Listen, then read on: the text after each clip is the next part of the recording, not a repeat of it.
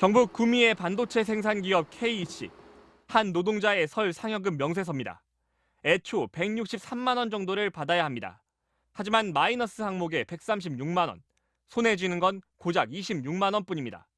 상여가 압류되는 직원은 40명이 넘습니다. 명절에도 그런 거를 또 집에도 가지도 못하고 또 승계하고. 시작은 지난 2010년 노동자들이 사측의 직장 폐쇄에 맞서면서부터였습니다.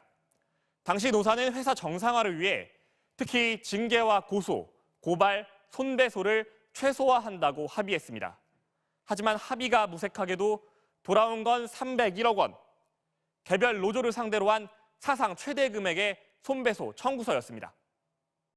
사측은 공장 점거 때 벌어진 시설 파손 등 피해 금액이라고 설명했지만 공장 점거 석 달 전부터 사측은 이미 노동조합원 압박을 위해 손해배상과 가압류를 준비하고 있었습니다. 노조를 옥죄할 목적이었던 겁니다.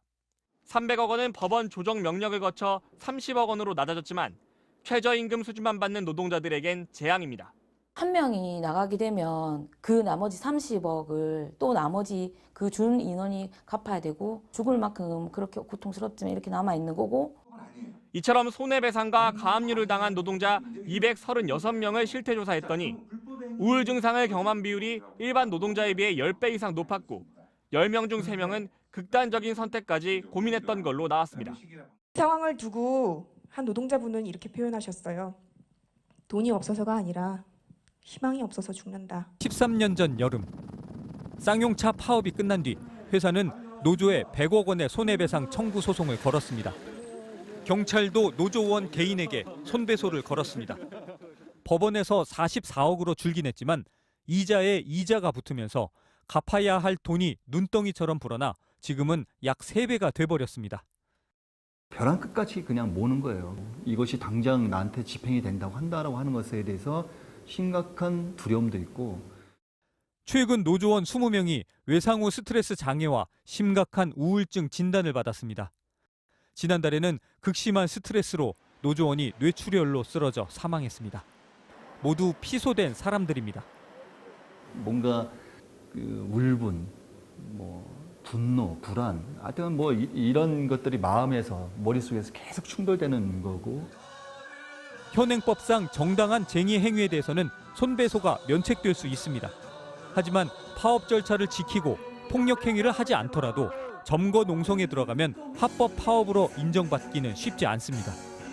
단체 행동권 자체가 손해를 끼쳐서 회사가 그 손해를 감내할 거냐 아니면 이들의 단체 요구권을 들어줄 거냐 이렇게 그 협상의 하나의 카드인 거거든요.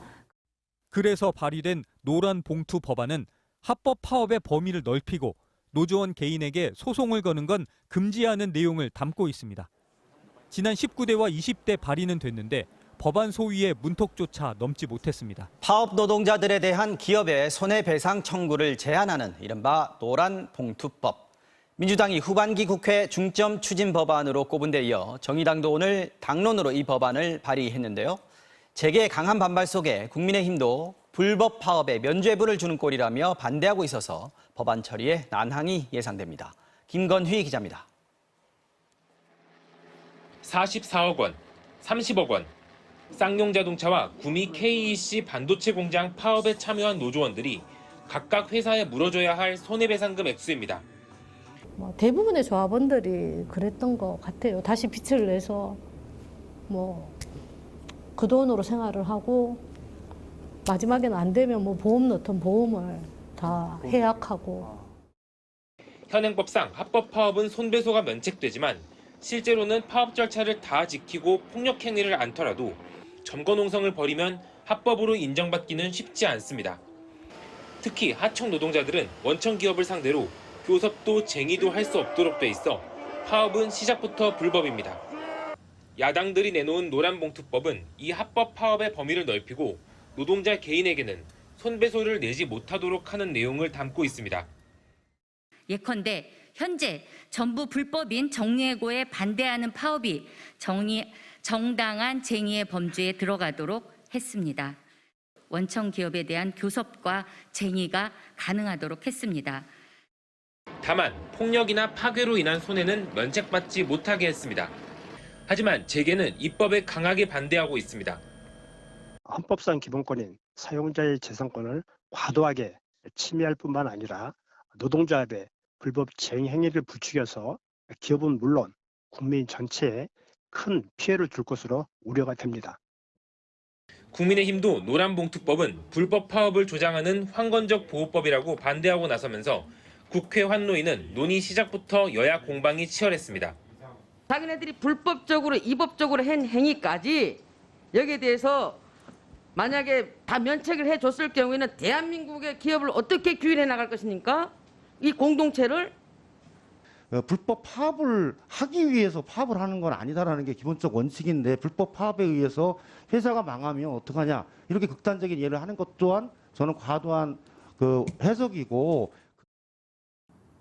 민주당과 정의당은 노란봉투법을 이번 정기국회에서 통과시켜야 할 주요 법안으로 꼽고 있지만 재계와 여당의 강한 반대 속에 국회 문턱을 넘을 수 있을지는 미지수입니다. MBC 뉴스 김건희입니다.